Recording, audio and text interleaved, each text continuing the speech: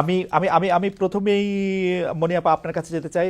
প্রথমেই বলে রাখি, মনিয়াপা আপনার সঙ্গে অনেকদিন পরে দেখা হলো, সেটা আমাদের জন্য আপনার বক্তব্য আমি প্রায়ই শুনি, কিন্তু আমার সঙ্গে আপনার কথা মালা হয় না, সেটা মেলা দিন হয়েছে।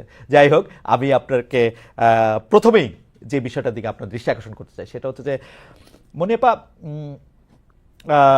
বিএনপি নির্বাচন চায়, নির্বাচন অনেকেই চায়, কিন্তু বিএনপির এই সংস্কারগুলি হতে অসুবিধাটা কি? আমি প্রশ্নটা এই জন্য করতে চাই যে আমার কাছে কিন্তু মনে হয় না যে এই যেই সংস্কারের ক্ষেত্রে বিএনপি আপত্তি জানিয়েছে এর একটিও বিএনপি যদি গ্রহণ করত তাহলে বিএনপির কোনো অসুবিধা হতো, আদার দেন ক্ষমতাটা একজন বা দুইজনের কাছে কুক্ষিগত করা ছাড়া। মানে যে সংস্কারগুলি নিয়ে আমরা মনে করেছিলাম যে বিএনপি কথা বলবে, সেগুলি নিয়ে এখন এনসিপি কথা বলছে, বিএনপি দাঁড়িয়ে যাচ্ছে এনসিপির এগেনস্টে, যে সংস্কারের কথা বলে তার বিপক্ষে। সংস্কারগুলি মেনে নিলেই তো যথাসময়ে ইলেকশন হওয়ার পথ আরো কাছে বা সুগম হতো। সংস্কারগুলি মানতে আপনাদের অসুবিধা কোথায়? আপনারা কোন কোন সংস্কার মানেননি সেটি আমরা বা মানতে চান না সেটা আমরা খুলে সামনে নিয়ে বসছি। আপনি যদি একটু বলতেন এই সংস্কারগুলি বিএনপিকে দলগতভাবে কোথায় দুর্বল করবে, যে সংস্কারগুলি আপনারা মানতে চাচ্ছেন না বা পাচ্ছেন না। আপা। ধন্যবাদ আপনাকে। যারা শুনছেন আমার শুভেচ্ছা, অভিনন্দন। আমার সহ আলোচককে শুভেচ্ছা। দেখেন, বিএনপি সংস্কার নিয়ে তো বিএনপি কোনো কথা বলে নাই, বলেছেন সংস্কার হোক, ক্ষতি নাই, কিন্তু সংস্কারের সাথে নির্বাচনটাও হোক। সংস্কার তো আসলে ধারাবাহিক একটা প্রক্রিয়া, সংস্কার কখনো শেষ হয় না, সংস্কার হচ্ছে চলমান। সংস্কার নিয়ে তারা কাজ করতে থাক, কিন্তু নির্বাচন ইতিমধ্যে 7 মাস চলে গেছে, সেটা নিয়ে আমরা নির্বাচন নিয়ে কথা বলতে পারি, নির্বাচনের রোডম্যাপ নিয়ে কথা বলতে পারি, সংস্কার যেভাবে চলছে চলতে থাক। তো এটাই বিএনপির কথা ছিল। তো যে সংস্কারগুলো ইতিমধ্যে, যেটার 163টার যেগুলো নিয়ে কথা হচ্ছে, আলোচনা হচ্ছে, এগুলা তো আসলে অনেক রকম তর্ক বিতর্কের একটা জায়গা। এবং এটা আপনি জানেন খালেদ ভাই যে আপনি এই যে যেটাই সংস্কার করুক না কেন, পরবর্তী নির্বাচিত সরকারের মাধ্যমেই বিল পাস আকারে সংস্কারগুলো সফলতার মুখ দেখতে পারে একমাত্র, এছাড়া কোনো অন্য উপায় নেই। আরেকটা হলো গণভোট বা কিছু, সেটা যেহেতু সম্ভব না এই মুহূর্তে, তো নির্বাচন দিয়ে সরকারেরও উচিত, আমি মনে করি এই দলগুলোর সাথে, যে দলগুলো নির্বাচনে এর আগেও সরকারে গঠন করেছে, রাষ্ট্র পরিচালনা করেছে এবং পরেও করতে পারে, তাদের সাথে সম্পর্কটা যাতে সুন্দর থাকে। কোনো কেউই কিন্তু আসলে চিরস্থায়ী না। এই সরকার একটা সময়ের পর চলে যেতে হবে, এটাই সত্য। কিন্তু তারপরেও যে নির্বাচিত সরকার এবং অনির্বাচিত একটু আপনার সরকার, অনুমতি নিয়ে, দুটোর মধ্যে ফার ডিফারেন্স না আছে। মনিয়াপা, এই ডিফারেন্স বা এটা শিওর। এটা এটা এটা ঠিক আছে, কিন্তু মনিয়াপা আপনি কি আমাকে একটু বলবেন যে বিএনপি কি সংস্কার কমিশন যে জীবনে দুইবারে বেশি প্রধানমন্ত্রী হতে পারবে না, এটার সাথে একমত বিএনপি? আপনি বলছিলেন যে সংস্কার নিয়ে কোনো আপত্তি বিএনপি, নাই। আমি আপনাকে বলি, বিএনপির তো 31 দফার মধ্যে কিন্তু স্পষ্ট আছে, অস্পষ্ট কোনো কথা নাই। আপনি যে প্রশ্নটা করলেন এটা নিয়ে কিন্তু বিএনপি সারা বাংলাদেশ আপনি একটু আমার জন্য স্পষ্ট পর্যালোচনা করেন, করছে। আপনি আমার জন্য একটু স্পষ্ট করেন, বিএনপি কি দুইবারে বেশি প্রধানমন্ত্রী হওয়ার জন্য একমত? দুইবারের বেশি প্রধানমন্ত্রী হওয়ার জন্য না, না হওয়ার জন্য, দুইবারের বেশি একাধারে, একাধারে মানে পরে দুইবারের আবার বেশি হইতে পারবে, হতে পরে পারবে। আবার হইতে পারবে। পরে আবার যদি মনে করে সেটা 2-3-4 এটা কেন টার্মের পরে, এটা সেটা কেন কেন বিএনপির জন্য এত বেশি প্রয়োজনীয়? মানে আপনি এখন দুইবার প্রধানমন্ত্রী হবেন, আবার আরেকজন মাঝখানে হবে, এরপরে আবার আপনি দুইবার হবেন একাধারে, এটা কি আপনি একাধারে বোঝাতে চাচ্ছেন যে দুইবারে বেশি একাধারে হতে পারবে না? দেখেন, একাধারে নিশ্চয়ই বিএনপি আপনাদের সামনে ক্লিয়ার করেছে, বিএনপি এটাই বলেছে যে একাধারে দুইবারের বেশি কিন্তু প্রধানমন্ত্রী পরে হইতে বাধা চান না নাই, তারা। পরে আবার হইতে বাধা নাই। পরে পরে নিয়ে আসলে শোনেন, এটা নিয়ে কোনো আলোচনা হয় না। এটা এই আলোচনাটা আপনারা আপনারা তুললেন কেন মনিয়াপা? আপনারা কি ইলেকশন চান না, ভয় পান ইলেকশনে যাইতে? আমরা আমরা ভয় পাবো? আপনি কি এটা বলতে পারেন না যে তুলে এটা এই যে যে অবস্থাটা না ছিল? আপা, আমি আমি আপনাকে আপা আমি আপনাকে একটু বুঝায় বলি, এই সংস্কারে যেই কথাগুলিতে আপনি আসলে একমত হন নাই, দুইবারের বেশি প্রধানমন্ত্রী হবে কিনা পরবর্তীকালে, এগুলি আপনাদের কোনোভাবেই আর দ্বিমত পোষণ করার কিছু ছিল না।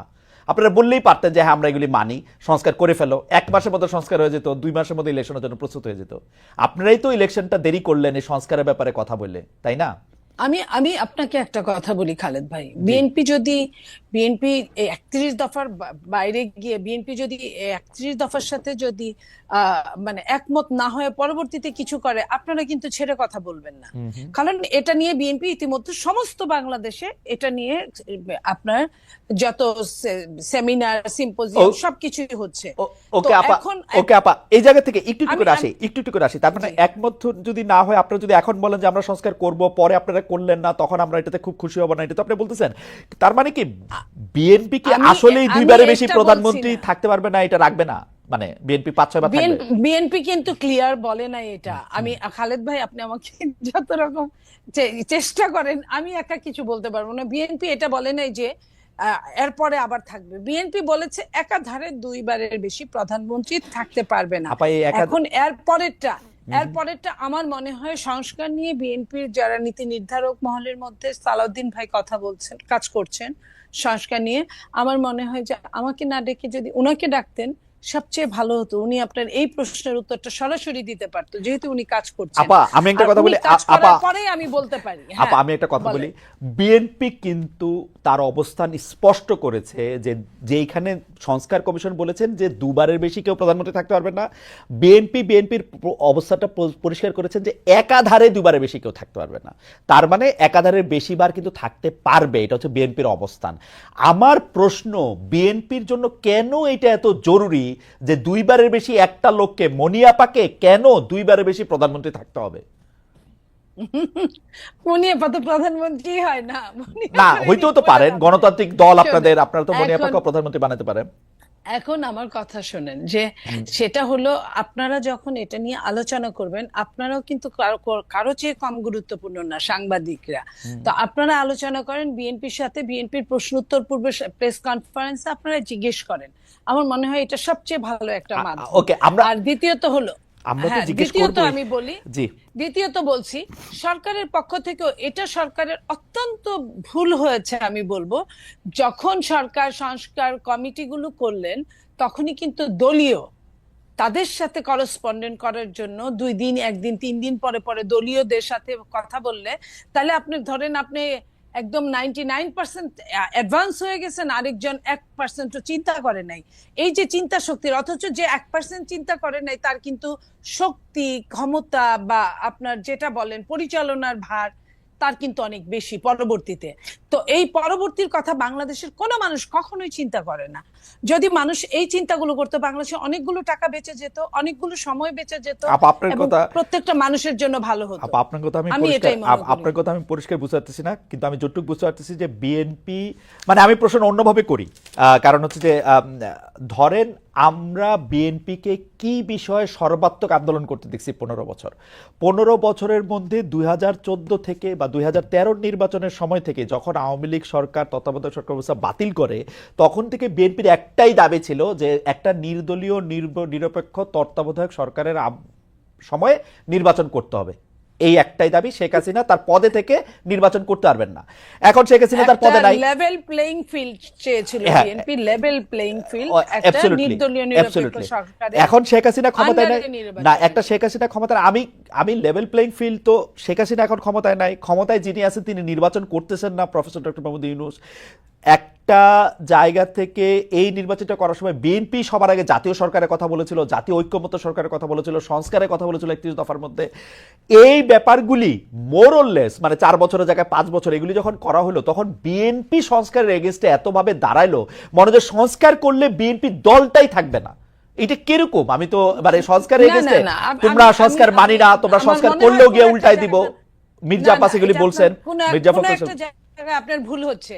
আপনি যদি কথাই শুনেন, ধরেন আমি কথা বলছি, আমার নেতা জনাব তারেক রহমান কথা বলছে, আপনি কোনটা লুফে নেবেন বলেন? জনাব তারেক রহমানের কথা। তো জনাব তারেক রহমান কথা বলছেন, পাশাপাশি আপনার ধরেন মির্জা আব্বাস, উনি অনেক বড় নেতা, বাট স্পোকসম্যান না। উনি এটা মানে ওইভাবে আপনি নাও ধরতে পারেন, বাট আপনি দেখেন আমাদের নেতা তারেক রহমান সাহেব কি বলছেন। উনি যদি বলেন, আপনি উনার কোড ধরে উনার ইনভার্টেড কমার মধ্যে আমাকে কোনো প্রশ্ন করেন, আমি সেটার কথা বলবো। জনাব তারেক রহমান কি সংস্কারের পক্ষে? জনাব তারেক রহমান কি সংস্কারের পক্ষে? অবশ্যই যেটুকু সংস্কার দরকার, কিন্তু সংস্কার এবং নির্বাচনকে মুখোমুখি করার পক্ষে না, সংস্কারের পক্ষে। সংস্কার সংস্কার তার নিজস্ব গতিতে চলতে থাকবে। রাইট, জনাব সংস্কার তারেক রহমান সবসময় এটা বলে, সংস্কার কমিশনে সংস্কার তার নিজস্ব গতিতে চলতে রাইট। থাকবে। এবং এই সংস্কারটা কাকে নিয়ে? আপনাকে নিয়ে, আমাকে নিয়ে, এবং আমার সাথে আরেকজন যিনি টকশোতে আছেন তাদেরকেও নিয়ে, প্রত্যেককে নিয়ে, বাংলাদেশের প্রত্যেকটা প্রতিনিধিকে নিয়ে রাইট সংস্কার। রাইট। তো সেইখানে এককভাবে তো কেউ কোনো ডিসিশন দিতে পারে না, না সরকার দিতে পারে, কারণ এই সরকার নির্বাচিত না। আমার কাছে যেটা মনে হয়েছে যে জনাব তারেক রহমানকে না জিজ্ঞেস করে তো আর বিএনপি সংস্কারে কোনগুলি মানে আর কোনগুলি মানে না সে সম্পর্কে তাদের মতামত দিয়েছে। আমরা দেখেছি যে তারেক রহমান সাহেব সরাসরি নিজের মুখে বলেন না, কিন্তু বিএনপির মতামত আমরা দেখেছি, আমরা ধরেই নিয়েছি যে এতে নেতারও সায় আছে।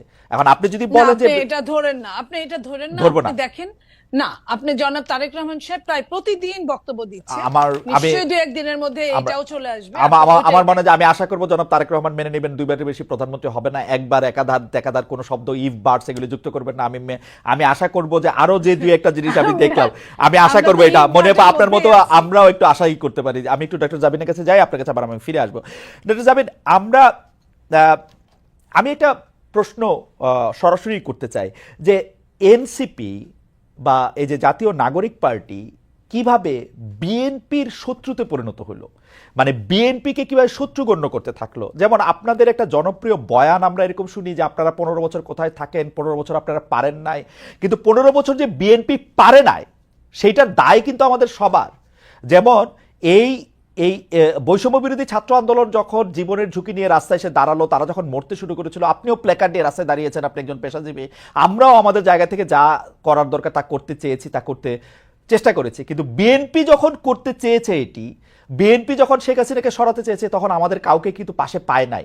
এই 15 বছর ধরে সংগ্রামরত, তারপর হচ্ছে বিভিন্নভাবে মজলুম দলটা কিভাবে এনসিপির সবচেয়ে বড় প্রতিপক্ষতে পরিণত হলো। তারা কথায় কথায় বিএনপিকে স্ল্যাশ করে, বিএনপি পারে নাই, বালুর ট্রাক সরাতে পারে নাই, দৌড়ানি দিয়ে এই আগে যদি দিতেন তাইলে এতদিনে ওরা পলায় যেত, এগুলি বিএনপিকে কেন শুনতে হইতেছে? মানে বিএনপির অপরাধটা কি? এবং সেটা কিন্তু আজকে থেকে না, প্রথম দিন থেকে। এবং বিএনপির অপরাধ আমি সরাসরি দেখি যে বিএনপি একটা নির্বাচন চায় এবং নির্বাচন করে এটা দেখতে চায় যে কারা আসলে কটুক দিতে পারে। আপনি যদি আমাদের একটু বলতেন ডক্টর জাবিন। হ্যালো ভাই, আপনাকে ধন্যবাদ। মনি আপা এবং যারা দেখছেন সবাইকে শুভেচ্ছা। আহ, যে কেন 15 বছরে বিএনপির ডাকে মানুষ রাস্তায় নামে নাই বা সবাই এই গণ অভ্যুত্থানে অংশ নেয় নাই, কেন অচেনা অজানা কয়েকজন ছাত্রের ডাকে নিয়েছে, এটার যদি একটা ব্যাখ্যা আমি খুব সংক্ষেপে বলি। বিএনপি সবসময় যে নির্দলীয় সুষ্ঠু নির্বাচন, ফ্যাসিবাদের এই যে তাদের যে 31 দফা, যেটা 2.5 বছর আগে 2023 সালের 13 জুলাই যে 31 দফা, সেখানে তারা একটা সুষ্ঠু নির্বাচনের জন্য চেয়েছে, সেটা ফ্যাসিস্টের সাথে হাসিনা থাকা অবস্থায়। আর এই অচেনা অজানা ছেলেগুলা বা মেয়েরা, এই তরুণরা এই গণ অভ্যুত্থানের ডাকটা দিয়েছিল ফ্যাসিবাদ ব্যবস্থা বিলোপের জন্য। এই পুরো ব্যবস্থাটার বিরুদ্ধেই কিন্তু তারা মানুষকে ডাক দিয়েছিল, এবং এই জন্য এখানে কিন্তু একটা বিশাল পরিবর্তন, মানে বিশাল ফেসিবাদ ব্যবস্থা বিলোপের জন্য ডাকটা দিয়েছিল। আপনি বলতে চাইছেন যে কোটা আন্দোলনের শুরু থেকেই ডাকটা ছিল, নাকি আপনি জুলাইয়ের অগাস্টের 2 তারিখের কথা বলছেন? না, যখন আন্দোলনটা ওই পর্যায়ে যায়, অগাস্টের 2 তারিখে কখন আন্দোলনটা একদম ঘনীভূত হয়, রাইট। তার আগ পর্যন্ত কিন্তু এটা একটা অরাজনৈতিক আন্দোলন ছিল। আপনারা এবং আমরা দেখেছি যে মুক্তিযুদ্ধের স্লোগান, বঙ্গবন্ধুর স্লোগান মুখে নিয়ে আন্দোলনটা অংশগ্রহণ করতে, যেটার সাথে শেখ হাসিনা বা ফেসিবাদী ব্যবস্থা বিলোপের কোনো চিহ্ন ছিল না এই আন্দোলনের মধ্যে আসলে, অগাস্টের 2-3 তারিখ পর্যন্ত। কিন্তু যখন সেই রাতে রাজাকার যে তাদের যে বয়ান, সেটা দিয়ে যখন তারা ছাত্র জনতাকে ট্রিগার করলো, তখন কিন্তু পুরো আন্দোলনের মোড় ঘুরতে শুরু করলো। এবং আপনি যে প্রসঙ্গটা বললেন যে শত্রু, আসলে ফ্যাসিবাদ, বিএনপি কিন্তু একটা ফ্যাসিবাদ বিরোধী শক্তি, এই গণ অভ্যুত্থানেরই অন্যতম স্টেক হোল্ডার। এবং গত 15 বছরে তাদের যে নির্যাতন, তাদের প্রত্যেকটা নেতা কর্মীদের বিরুদ্ধে যে অজস্র মামলা, এটা অস্বীকার করে কোনো উপায় নাই। কিন্তু এই 5 আগস্টের পরে কিন্তু প্রত্যেকটা ফ্যাসিবাদ বিরোধী শক্তি যার যার ব্যানারে ফেরত গেছে। এখন যখন গণ অভ্যুত্থানটা নিয়ে প্রশ্ন ওঠে, গণ অভ্যুত্থানের ভাগিদার নিয়ে প্রশ্ন ওঠে, সবাইকে কিন্তু সমান তার সেটার অংশীদার তারা দাবি করে, খুব ভালো কথা। কিন্তু যখন ব্যর্থতা বা কোনো ধরনের জবাবদিহিতার মধ্যে পড়তে হয়, তখন কিন্তু শুধু ছাত্র তরুণদেরকে পড়তে হয়, বা এই গুটি কয়েক ছাত্রকে ধরে পড়তে হয় যে, এবং এই শত্রু বা তারা 15 বছরে কিছু পারে নাই, এই কথাটা কিন্তু শুধু ছাত্র তরুণদের পক্ষ থেকে যায় না, এটা জনগণের পক্ষ থেকেও যায়। আপনি যদি আপনাদের এই অনুষ্ঠানগুলোর নিচে কমেন্ট গুলা দেখেন, কখনো যদি চোখে পড়ে, এখানে কিন্তু যারা যাদের প্রকৃত অর্থে যাদের অ্যাকাউন্ট আছে, এরকম অনেক মানুষ কিন্তু খুব সুন্দর সুন্দর কথা লেখে এবং কাউকে অ্যাটাক করে না, খুব গঠনমূলক ভাবেই কিন্তু লেখে। এটা থেকে কিন্তু আপনারা নিজেরাও বুঝতে পারবেন এবং আশেপাশের মানুষ থেকেও বুঝতে পারবেন যে গত 15 বছরে একটা যোগ্য বিরোধী দল হওয়ার ব্যর্থতা কিন্তু এদেশকে ভুগিয়েছে, একটা সফল বিরোধী দল হওয়ার ব্যর্থতা কিন্তু এদেশকে ভুগিয়েছে। এটা শুধু ছাত্র জনতা হিসেবে আমরা যে বলি যে, বা এনসিপি এই নতুন করে যে এটা বলে, ব্যাপারটা তা না। আরেকটা বিষয় হচ্ছে, এই শত্রু বা এই মুখোমুখি দাঁড় করানোর ব্যাপারটা কিন্তু এক এক দিক থেকে না। আপনি দেখবেন এই যে কিছুদিন আগে এক টক শোতে আমার এক সহ আলোচক বলছিলেন, আমি 90 সালের গণ অভ্যুত্থানের একটা কথা বলছিলাম, উনি বলছেন 90 সালে তোমার বয়স কত ছিল, বেয়াদব, অপরিপক্ক, আদব কায়দা জানে না, তোমাদের বয়সে মানে এক একজনের, আমাদের রাজনৈতিক জীবন বা রাজনৈতিক পথ চলা তোমাদের বয়সের বেশি, এই যে খাটো করে দেখা, এই যে হেয় করে দেখা, তো এটার প্রতিক্রিয়াতেও কিন্তু কিছু কথা চলে আসে। না ডক্টর জাবির, ডক্টর জাবির আসেন, আমরা মানে আমরা একটু মানে আমার ব্যর্থতা, আমি আপনার প্রশ্নটা আসলে বুঝাতে পারছি কিনা আমি জানি না। আমার কাছে যেটা মনে হয়েছে যে বিএনপি গত 13 বছর ধরে, স্পেসিফিকলি বললে যে 2012 সালের পর থেকেই বিএনপি এই একটা সরকারের কাছে একটা দাবি জানায় আসতেছে, দরকার হলে সরকারকে বলতেছে ক্ষমতা চাইতে একটা সুষ্ঠু নির্বাচনের কথা বলতে। এবং এইটার মধ্যে কিন্তু বিএনপি কোনোদিন কোনো আড়াল নিতে পারে নাই। বিএনপি কিন্তু কোনো ছাত্রলীগের মধ্যে গিয়ে বলতে পারে না যে বঙ্গবন্ধু মহান নেতা, আমরা সবাই বঙ্গবন্ধুকে ভালোবাসি, এই কথা বলে কিন্তু বিএনপি রাজনীতি করতে পারে নাই। বিএনপিকে রাজনীতিটা করতে হয়েছে বিএনপির কথা বলেই, শেখ হাসিনার এগেনস্টে কথা বলেই বিএনপি রাজনীতি করতে হয়েছে। তার জন্য মামলা মোকদ্দমা, জেল, জুলুম যত কিছু করছে, চা খাচ্ছে। বৈষম্য বিরোধী ছাত্র আন্দোলনের নেতারা কিন্তু শেখ হাসিনার বিরুদ্ধে ফেসিবাদী আন্দোলনে গেছে হচ্ছে অনেক পরে, অনেক জায়গার পরে। সেই সময় তাদেরকে আমরা মুক্তিযুদ্ধের স্লোগান দিতে দেখছি, তাদেরকে আমরা বঙ্গবন্ধুর ভাষণ দিতে দেখছি, এবং আমরা দেখছি যে তারা নানাভাবে নানা ধরনের আড়াল নিচ্ছেন। বিএনপি কিন্তু এই সুযোগটা পায় না। আমার প্রশ্নটা হচ্ছে, যেই বিএনপি এত ত্যাগ করলো, এবং তারা কিন্তু সরকারে গিয়া 3জন মন্ত্রী হয় নাই, 3জন মন্ত্রী এই বৈষম্য বিরোধী ছাত্ররাই হয়েছে। তারা কিন্তু কোনো কিছু দখল করে নাই, তাদের একটাই চাওয়া ছিল ইলেকশনে যাওয়া। এবং ইলেকশন যাওয়ার পর থেকে বিএনপিকে কি শুনতে হয়েছে আপনাদের কাছ থেকে আপনি দেখেন। আমি ছোট করে একটু বলি, আমার মাফ করবেন, আপনাদের কাছে শুনতে হয়েছে বিএনপি নাকি আওয়ামী লীগকে পুনর্বাসন করতেছে, বিএনপি নাকি আওয়ামী লীগকে নিয়ে আসতেছে। আওয়ামী লীগ দিয়া বিএনপির নেতারা যেভাবে ক্ষতিগ্রস্ত হয়েছে, তার 100 ভাগের 1 ভাগ বাংলাদেশে কেউ হয় নাই। এরপরও বিএনপি কেমনে শত্রু হইল এনসিপির, এইটার কারণটা কি? মানে বিএনপিকে ক্ষমতা থেকে ঠেকানোটা কেন এত জরুরি হয়ে পড়লো? এখানে এটা শত্রুতার প্রশ্ন না খালেদ ভাই। এই যে কেন শুধু সুষ্ঠু নির্বাচনই চেয়েছিল, নির্বাচন কেন্দ্রিক রাজনীতি তারা করেছে। এই যে হাসিনা কিভাবে এই 3টা অবৈধ নির্বাচন করে ফ্যাসিস্টের সাম্রাজ্য টিকে রেখেছিল, তাদের রাজনীতিটাই ছিল নির্বাচন কেন্দ্রিক। কারণ নির্বাচন হলেই শুধু গণতন্ত্র হবে, গণতন্ত্র ফিরে আসবে, এটা তাদের একটা রাজনৈতিক একটা চালের, এটা বা তাদের কি বলবো আমি, পরিকল্পনার ভুল বলবো, যে তারা সবসময়, আপনিই বলছেন যে তারা সবসময় সুষ্ঠু নির্বাচনই চেয়েছে। কেন তারা হাসিনার এই যে তার যে সাম্রাজ্য, 3টা বিভাগ, এই যে সবকিছু তার একক কর্তৃত্বে, একক হাতে, প্রত্যেকটা রাষ্ট্রীয় প্রতিষ্ঠানের একটা ইট পাতা যে হাসিনার কথা ছাড়া বা স্বৈরশাসকের কথা ছাড়া চলতো না, বা মানুষকে সম্পৃক্ত করার যে রাজনীতি, এটা তো বিএনপি করতে ব্যর্থ হয়েছে। এবং জনগণের কথা না বলে, জনগণ এই যে এখনো তারা যে 31 দফা বলে বলে যেসব গণভোট অসম্ভব বলছে, যেসবে আমরা জনগণকে সম্পৃক্ত করতে চাচ্ছি, বিএনপি আবার সেসব জায়গায় জনগণকে দূরে ঠেলে দিয়ে আবার নির্বাচনের কথা বলছে। এখানে কিন্তু আপনি দেখেন তারা কিন্তু আবার জনগণকে নিজেদের থেকে দূরে সরাচ্ছে। জনগণ কিন্তু তাদেরকে চাচ্ছে এবং তারা একটা প্রতিষ্ঠিত রাজনৈতিক দল, তারা নির্যাতিত রাজনৈতিক দল। আপনি নিজেই বলছেন যে তারা সব সময় সুষ্ঠু নির্বাচন চেয়েছে। একটা দেশের গণতন্ত্র কি শুধু সুষ্ঠু নির্বাচনের একমাত্র শুধু সুষ্ঠু নির্বাচনের মধ্যে? এই নির্বাচন ব্যবস্থাটা কিরকম? এই নির্বাচনটা দাঁড়িয়ে আছে কিসের উপর? এই যে এই নির্বাচন কমিশনার গুলা, বিচারক এবং প্রত্যেকটা রাষ্ট্রীয় প্রতিষ্ঠান, তাদের মন্ত্রিসভাগুলা কিসের উপর দাঁড়িয়েছে? আইন শৃঙ্খলা বাহিনী, পুলিশ, র্যাব, প্রত্যেকটা গোয়েন্দা বাহিনী কিসের উপর দাঁড়িয়ে আছে? এগুলোর সংস্কারের কথা, এগুলোর বিরুদ্ধে কথা, প্রত্যেকটা সবসময় তাদের একটা উপর দিয়ে কথা যে চেষ্টা করা হবে, পরিবর্তন করা হবে, কিন্তু স্পেসিফিক্যালি উপায়টা কি, পথটা কি, তারা জনগণের কাছে সেটা পরিষ্কার করে না। যেটা ছাত্র জনতা বা এখন পরবর্তীতে হয়েছে, হয় আন্দোলনটা কোটা বিরোধী আন্দোলন দিয়ে শুরু হয়েছিল এবং সব সময় কিন্তু এটাই তো বাংলাদেশের ইতিহাসে প্রথম না, একটা দিয়েই শুরু হয়েছিল। কিন্তু এই পুঞ্জীভূত যে স্বৈরশাসকের 15 বছরের যে পুঞ্জীভূত ক্ষোভ, সেটা কিন্তু প্রকাশিত হয়েছে একটা সিস্টেম, একটা ধাপ পেরিয়েই কিন্তু সেদিকে গিয়েছে।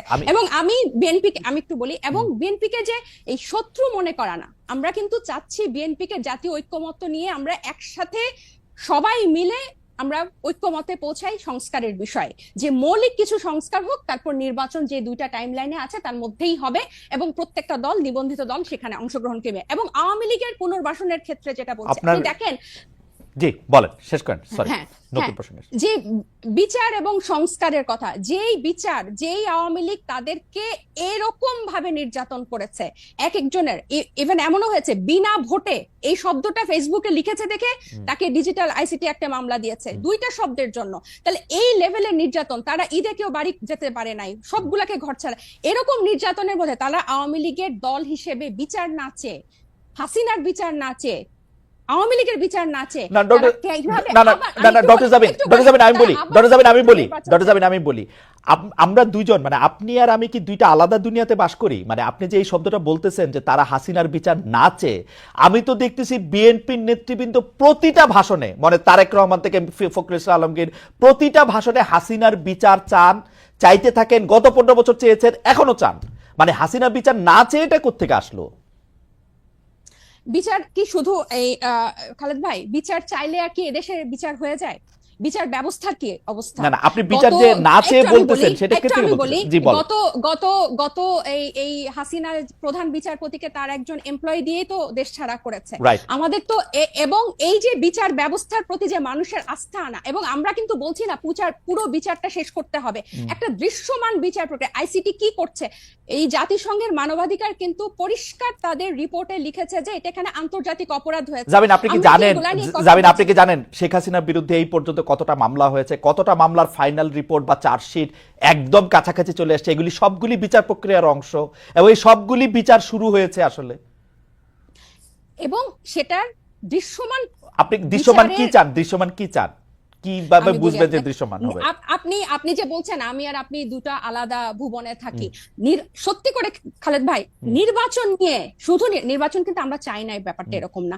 শুধু নির্বাচন নিয়ে যে ধরনের আলাপ, যে ধরনের বক্তৃতা, যে ধরনের প্রচার, যে একটা নির্বাচিত সরকার আসলেই সংস্কার করে দিবে, একটা নির্বাচিত সরকার আসলেই বিচার হবে, আর তারা এসে বিচার করবে, এটা ছাড়া এই আওয়ামী লীগ যে 15 বছরে যে শুধু তো জুলাই হত্যাকাণ্ড না, পিলখানা, শাপলা, 3টা অবৈধ নির্বাচন, তারপর এই গুম, বিচার বহির্ভূত হত্যাকাণ্ড এবং ব্যাংক লুট, মানে অন্য মাত্রার, এগুলোর বিচার, এগুলো নিয়ে কথা কি আছে টেবিলে?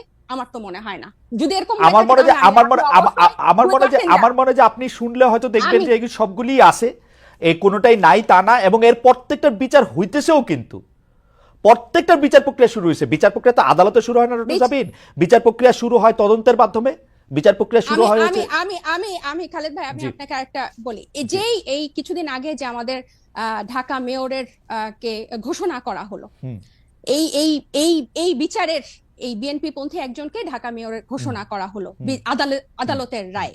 আপনি কি মনে করেন যে পূর্ণ আস্থা 7 মাসের মধ্যে, 7 মাস আগে যে হাসিনা 15 বছর এরকম একটা ভঙ্গুর বিচার ব্যবস্থায় তৈরি করে 7 মাসের মধ্যে বিদায় নিল, আর 7 মাসে সব ওয়াশ হয়ে গেল, সবাই এটা নিশ্চয়তা দিবে? আমি আপনাকে একটু শেষ করে, আমরা কিন্তু এই বিচার ব্যবস্থাটারও কিন্তু সংস্কার চেয়েছি, এবং সবাই যে বলে, ওনারা যে বলে যে সংস্কার দীর্ঘ চলমান প্রক্রিয়া এবং অনেক দিন ধরে চলবে এবং পানির মতো প্রবাহ, সব ঠিক আছে, কিন্তু এটার একটা স্পেসিফিক, আবার আমি বলছি, পন্থা পদ্ধতি, যে এই করলে বিচার হবে, ভাবে এটা হচ্ছে, এতটুকু অগ্রগতি হয়েছে, আইসিটিতে এতটুকু হচ্ছে, বা এরকম হবে। আমার এবং মনে হয় যে বিচার প্রক্রিয়াটা স্বচ্ছ। আমার মনে হয় যে আমাদের যে 15 বছরের যে ভঙ্গুর বিচার ব্যবস্থা, সেটার পরে যে আমাদের কিন্তু এই সন্দেহটা রয়ে যায়, আচ্ছা, এবং প্রত্যেকটা শহীদ। আমি একটু দুইটা বিষয় আপনাকে একটু বলে আমি একটু মনে আপনার কাছে, আমার মনে হয় যে আপনারা এনসিপির পক্ষ থেকে যেখানে আইসিটি ট্রায়াল হচ্ছে এবং শেখ হাসিনার অন্যান্য সহযোগীদের বিরুদ্ধে যেসব মামলা হয়েছে সেই মামলাগুলির আপনারা খোঁজ নিতে পারেন। আমি দায়িত্ব নিয়ে বলতে পারি, বর্তমানে যিনি প্রধান বিচারপতি রয়েছেন সৈয়দ রেফাত আহমেদ, তার সময় বাংলাদেশের বিচার ব্যবস্থায় আসলে আমূল পরিবর্তন করা হয়েছে। যেখানে আসলে তারেক সাহেবের মামলা দেওয়া হয়েছে, সেই তারেক সাহেবের মামলা রায় যেখানে দেওয়া হয়েছে সেখানে নতুন বিচারক এসেছেন এবং বাংলাদেশের প্রত্যেকটা জায়গায় আসলে সিটিং জজগুলি নতুন নিয়োগ দেওয়া হয়েছে, এগুলি পুরনো কেউ নাই। এটা আপনারা খোঁজ নিলে নিশ্চয়ই আপনারা জানবেন। তারপরও আমি মনি আপাকে এই প্রশ্ন করতেই চাই। ডক্টর জাবিন অনেকগুলি ভ্যালিড প্রশ্ন তুলেছেন, সেই ব্যাপারে আপনার সাথে আসলে আমি একটু কথা বলতে চাই। তার আগে আমরা সরকারের কাছে জানতে চেয়েছিলাম, বিএনপির দর্শকদের কাছে, বিএনপির কেন্দ্রীয় নেতৃত্বের নিয়ন্ত্রণ স্থানীয় পর্যায়ে নাই দাবি করেছে জাতীয় নাগরিক পার্টি। বিএনপির কেন্দ্রীয় নেতৃত্বের নিয়ন্ত্রণ স্থানীয় পর্যায়ে নাই, এই দাবি হচ্ছে জাতীয় নাগরিক পার্টির। দর্শকদের কাছে প্রশ্ন, এনসিপির এমন বিবৃতি সঠিক বলে মনে করেন কিনা? 87% দর্শক এই বক্তব্যের সাথে একমত পোষণ করছেন। জনাব তারেক রহমানের সকল মামলা তুলে নেওয়া হয়েছে এবং ইন এবসেন্সিয়া। আমরা দেখেছি যে এই মেয়র ইশরাকের কথা বলা হয়েছে, আমরা দেখেছি এই সরকার ইভেন ডক্টর ইউনূস ক্ষমতা নেওয়ার আগেই বেগম জিয়ার সকল মামলা তুলে নেওয়া হয়েছে। সেটি যৌক্তিক বা অযৌক্তিক সেই জায়গায় আমি আসতেছি না। আমার কথা হচ্ছে যে এত সব কিছু থাকা সত্ত্বেও সব জায়গায় আপনাদের ফেভারেবল, মানে প্রশাসন, পুলিশ, বিচারালয় সবকিছু আপনাদের ফেভারে থাকা সত্ত্বেও আপনারা কেন মনে করতেছেন না যে এই এখন একটা লেভেল প্লেইং ফিল্ড হয়েছে? আপনারা কেন এরকম মনে করতেছেন যে এই যে আপনাদের বক্তব্য, আপনি বলতেছেন জনাব তারেক রহমানের বক্তব্য ছাড়া কারো বক্তব্য তো শোনা যাবে না। আমি একটু নিউ ইয়র্ক টাইমসের প্রসঙ্গে আমি একটা আসতে চাই। আপনাদের কেন এরকম মনে হইতেছে যে টাকা দিয়ে নিউ ইয়র্ক টাইমসে প্রতিবেদন ছাপিয়েছে আওয়ামী লীগের দোসররা? আপনি যদি প্রথমে বিচার বিভাগের কথা বলতেন যে কোনো এক ম্যাজিকে সব মামলার রায় আপনাদের পক্ষে যাচ্ছে কিনা, তারপরে নিউ ইয়র্ক দেখেন, আমি টাইমসের প্রথমে আগে আপনার কথাটা বলি যে মামলাগুলো যেটা উঠেছে, আপনি জানেন যে এগুলো সবগুলো মামলাই রাজনৈতিক মামলা, রাজনৈতিক প্রতিহিংসামূলক মামলা। আপনি দেশনেত্রী বেগম খালেদা জিয়াকে যে মামলাগুলো জড়িয়েছে, এটা তার চরম শত্রু, কিন্তু এই কথাগুলো অনেক আওয়ামী লীগেরও টকশো শেষ করার পরে ব্যক্তিগতভাবে বলতো যে এটা আসলে অমানবিক, এটা আসলে আমরাও এমন চাই নাই, কিন্তু এটা হয়ে গেছে। তো এই যে অমানবিক, এবং আপনি দেখেন জনাব তারেক রহমান সাহেব ওনাকে জোর করে মুস্তেকা নিয়ে ওনাকে দেশ ছাড়তে বাধ্য করেছে। তারপরে যতগুলো মামলা হয়েছে, সবই কিন্তু প্রতিহিংসামূলক, রাজনৈতিক। তো রাজনৈতিক প্রতিহিংসামূলক মামলা উজ্জ্ব হবে, এটাই স্বাভাবিক। কেন জানেন, আমি তার আগেও একটা প্রমাণ দিচ্ছি। আজকের যে প্রধান উপদেষ্টা আছেন, ওনার মামলাগুলো কিন্তু তারও আগে সবগুলো হাওয়া হয়ে গেছে। যেভাবে শেখ হাসিনা ক্ষমতায় আসার পরে আপনি জানেন যে 1/11 পরে দেশনেত্রী বেগম খালেদা জিয়ার উপরে 1/11 প্রয়োগ করা সত্ত্বেও তাকে কিন্তু মামলা দিতে পারে নাই তৎকালীন অনির্বাচিত সরকার। কারণ এই মামলাটাও, যে মামলাটা জিয়া আরফানেজ নিয়ে হয়েছিল, সেটাও কিন্তু তারা চার্জশিট দিতে পারে নাই, বিধায় খারিজ হয়ে গিয়েছিল মামলাটা, কারণ কোনো তথ্য উপাত্ত কিছুই ছিল না। এটা আবার পরবর্তীতে আওয়ামী লীগ ক্ষমতায় আসার পরে আওয়ামী লীগ এটা ব্যক্তি কুন্দলে, ব্যক্তি আক্রোশে এই কাজগুলো করেছে। তো এই জায়গায় যদি আপনি তো আইন প্রণয়ন করেছেন এক সময়। আমি আপনার একটা ছোট্ট জিনিস বলি, যদি আপনি রাজনৈতিক মামলা বা কি কারণে মামলা উঠেছে, আমি জনাব তারেক রহমানের মামলার কথাই ধরি, ওই মামলাটা আসলে কি কারণে হয়েছে? 21শে আগস্টে গ্রেনেড হামলায় তার সাথে সংশ্লিষ্টতা ছিল কি ছিল না, কোনো একটা দুর্নীতির সঙ্গে তার সাথে সংশ্লিষ্টতা ছিল কি ছিল না, সেই মামলাটা যদি আপনার তুলতেও হয়, আপনার পেপার বুক পড়তে একটা সময় লাগবে, আপনাকে বলতে হবে, কারণ এটা একটা কম্পিটিটিভ কোড। আপা, সময় নিয়েছে, আপনি এরকম বলতে চান? কয়দিন হিয়ারিং হয়েছে? উনি ইন এবসেন্সিয়া কেন ছিলেন? এর আগে উনি ইন এবসেন্সিয়া ছিলেন কারণ তিনি ভাবছিলেন যে কোর্টে তার বিরুদ্ধে এখন তিনি উপস্থিত হন নাই কেন? কয়দিন সময় নিয়েছে? 8টা মামলার পেপার বুক কতগুলি বড় আপনি জানেন আপা? আমি আপনাকে এই কথাটা বলছি, আপনিও জানেন যে যত কঠিন মামলাই হোক না কেন, মামলা কিন্তু তার মেরিট যদি না থাকে মামলা টিকে না। মেরিটটা জোর যাচাই করে, করার জোর মেরিটটা যাচাই জবরদস্তি করার করে- জন্য তো সময় লাগে আপা। এটা তো মেরিট যাচাইয়ের উপরে মামলা হ্যাঁ, ওঠে না, ওইখানে এটা কিন্তু পারসেপশনের উপরে আমরা মামলা যখন- উঠছে, পারসেপশনের আপনি উপরে দেখেন মামলা উঠছে। খারিজ, আমি বলি খারিজ যখন হয়ে গেল মামলাগুলো যখন, তখন কিন্তু বিচারক কিন্তু এই কথাগুলো কিন্তু জাজে বলে গেলেন যে এই কারণে এই মামলাটা টিকলো না।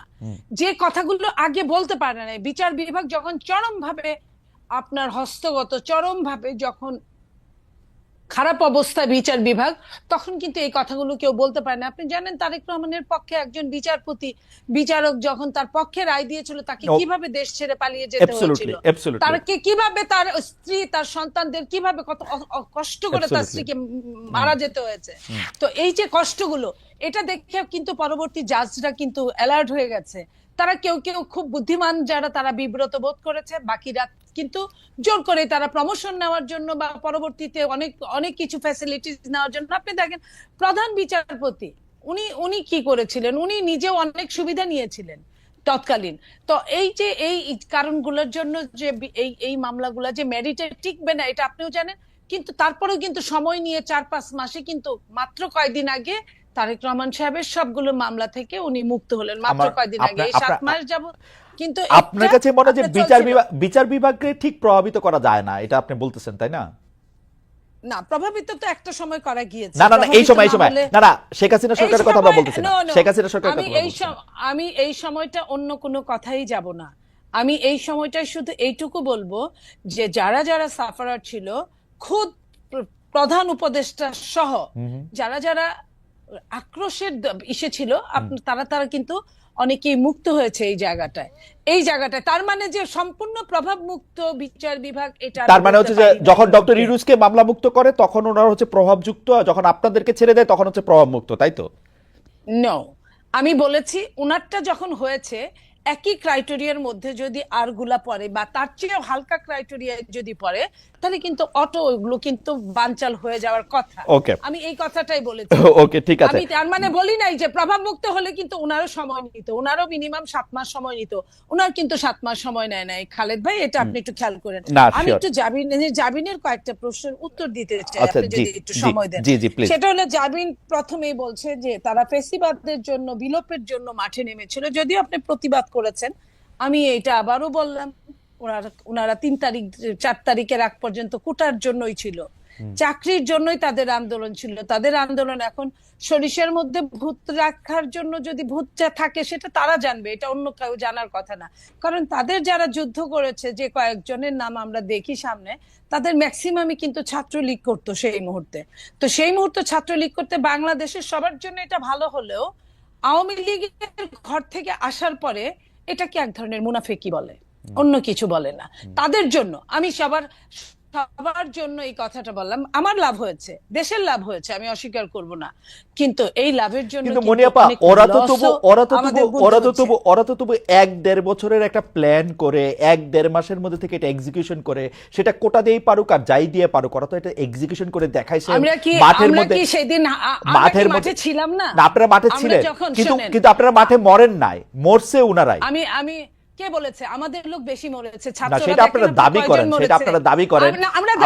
করেন, আমি বলি প্লিজ, কয়জন ছাত্র আমি প্রত্যেকটা শহীদের প্রতি শ্রদ্ধা রেখে কথা বলছি, এবং ছাত্র ছাড়া যারা বাকি ছিল সবই অনেক বেশি, তার চেয়ে অনেক বেশি রিকশাওয়ালা, ভ্যান গাড়ি চালক, বিএনপি তো না, বিএনপি তো না, বিএনপি অবশ্যই বিএনপি না, রিকশাওয়ালা তো বৈষম্য বিরোধীর কথা শুই নাই আসছে, বিএনপির কথা শুনে তো আসে নাই। কোন বৈষম্য বিরোধী না। শোনেন, যখন আপনি মানবতার জন্য 28 অক্টোবরও তো বাংলাদেশে মানুষ রিকশা চালাইতো আপা, 28 অক্টোবরও তো বাংলাদেশে মানুষ রিকশা চালাইতো, তারা তো আসে নাই। আমি আপনাকে এটাই বলি, এই জন্যই তো মুনাফেক হতে হয়েছে। আমি এখন ওদের পক্ষেই কথা বলছি। জি বলেন। কারণ ওরা যদি বিএনপি হয়ে নামতো, ওদের কিন্তু অনেকেই কিন্তু বিএনপি সন্তান, বড় বড় নেতা উপদেষ্টারাও কিন্তু বিএনপি সন্তান। ওরা যদি ওই বিএনপি হয়ে নামতো তাহলে কিন্তু ওদেরও অবস্থা 14 শিকের মধ্যেই হতো, ওরা নামতে পারতো না। ওদের অনেক রকম প্ল্যান করে, অনেক রকম ভাবে ঘুরে এই কাজগুলো করতে হয়েছে। তো এই কাজগুলো করতে গিয়ে হয়েছে কি, ওরা নিজেদের মধ্যে হারায় গেছে। এই যে মানে মুনাফিকি চরিত্রটা এখন প্রকাশ পাচ্ছে। আপা একটু ছোট করে বলি যে আপা, যখন এটা প্রকাশ পায়া গেল, এই সরকার কিন্তু আমি যত কথাই বলি 25 জুলাই মানে শেখ হাসিনা সরকার কিন্তু 25-26 জুলাই কিন্তু বুঝে ফেলছে যে এই ছাত্রদের আসলে মূল উদ্দেশ্য কি। যখন মূল উদ্দেশ্য কি তখন যখন তাকে বুঝে ফেলে তখন যাদের ক্র্যাকডাউন করতে চাইছে ওরা তো মাঠে দাঁড়ায় ছিল, আপা চলে তো যায় নাই। আমরা কিন্তু এই জুলাই আগস্টের আগে বিএনপি কে অসংখ্য বার জিনিসটা কাছাকাছি নিয়ে চলে আসতে দেখছি।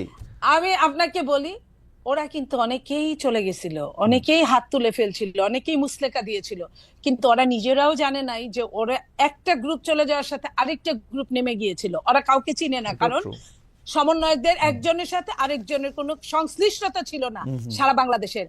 ওরা যখন হাত তুলে ফেললো, ওরা যখন মুস্তাকা দিল ডিবি অফিসে, তখন কিন্তু আরেক গ্রুপ নেমে গেল।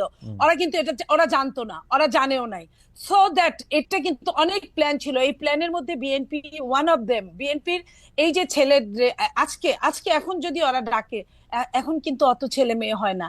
এই তাহলে বাকি ছেলে মেয়েগুলা কারা ছিল এটা নেপথ্যে? আমরা কি করেছি দেখেন, 3 তারিখে আমি নিচে শহীদ মিনারে গিয়েছি। আমি বলি ঘুরে ঘুরে দেখে আমি দেখি ছাত্র দলের কয়েকটা জায়গায় ছোট ছোট জাতলা গুল হয়ে বসে গান গাচ্ছে, বিভিন্ন বক্তৃতা দিচ্ছে এবং আমি পয়েন্টটা এটাই বলতে চাই যে নেপথ্যে ওই যে বলে না যে কারো সিলাই সিন্নি খাইলা মুন্সি চিনলা না, এই মুন্সি চেনার জন্য আমি কথাটা বলছি। দিন যত যাবে তত আরো ক্লিয়ার হবে যে মুন্সিটাকে কারো সিলাই সিন্নিটা হয়েছিল।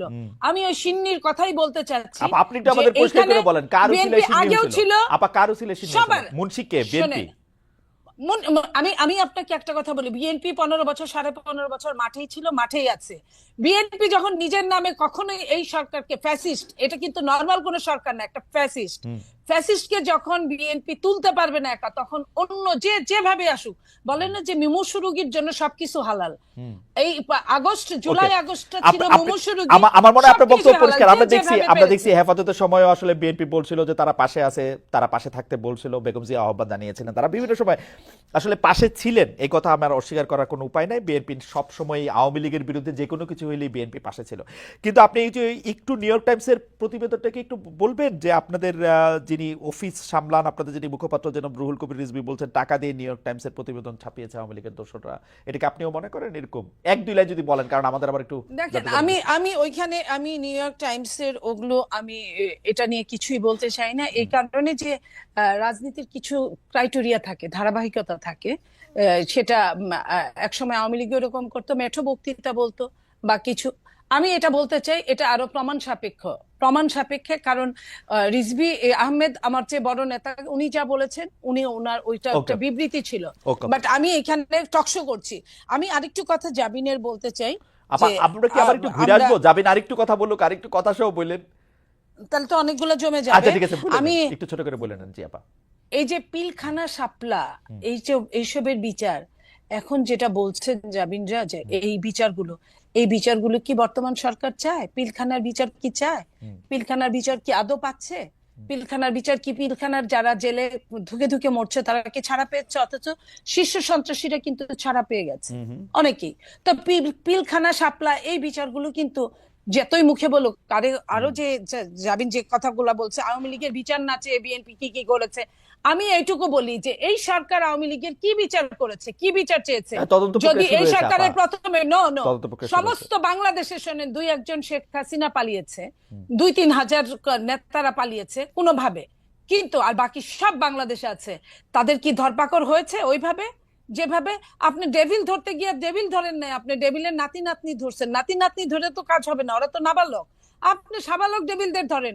আপনি যাদের ঘরে ঘরে ভর্তি টাকা, আপনি টাকা সরাইছেন, টাকা সরকারি ভাবে ক্রয় করছেন, এই টাকার উৎস কি আপনি জানতে চাইছেন? এই জিনিসগুলো এই সরকার করে না। আপা জাবিন কি জানে আমি জানি না, আমি কি শুনছি সেটা আমি বলি। আমি শুনছি যে স্থানীয় যে আওয়ামী লীগের এমপি, চেয়ারম্যান, মানে উপজেলা চেয়ারম্যান জাতীয় লোকেরা, তারা বিএনপির লোকেদেরকে টাকা টোকা দিয়া ম্যানেজ করে তারপর পালাইছে।